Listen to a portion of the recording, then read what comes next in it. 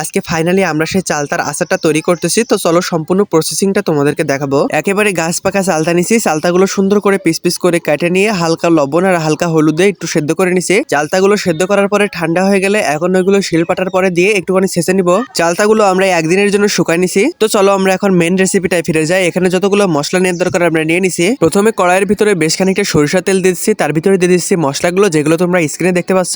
মশলাটা লো হিটে আস্তে আস্তে ভেজে নিতে হবে যতক্ষণ না বাদামি কালার হচ্ছে। মশলাটা যখন হালকা বাদামি হয়ে আসবে তার ভিতরে দিয়ে দেবো চিনি। চিনিটা দেওয়ার পরে মশলার সাথে সুন্দর করে মিশা নিতে হবে। এটা টক ঝাল মিষ্টি স্বাদের আচার বলতে পারো। আচারটা কালারফুল করার জন্য এখানে আমরা অল্প একটুখানি জাফরান দিয়ে দিব। চালটা যেহেতু দেখতে অনেকটা সাদা, এই জন্য জাফরান দেওয়ার পরে কি হবে, অনেক বেশি কালারফুল হবে। মশলার সাথে যখন চিনিটা সুন্দর করে গলে যাবে তার ভিতরে চালতাগুলো দিয়ে দেবো। এখন লো হিটে আস্তে আস্তে সুন্দর করে এই আচারটা জাল করে নিতে হবে। আচারটা এই পর্যন্ত করে বয়মে ভরে রেখে দিব। পরবর্তীতে গরম করে ভিনেগার এবং পাঁচফোড়ন এর ভিতরে দিব। যেহেতু আচারটা দেশের বাইরে যাবে এই জন্য ভিনেগারটা দেওয়া খুবই প্রয়োজন। আর আচারে পাঁচফোড়ন না দিলে আসলে আচারটা মজা লাগে না। ভিডিওটা ভালো লাগলে অবশ্যই লাইক কমেন্ট শেয়ার করে যাবা।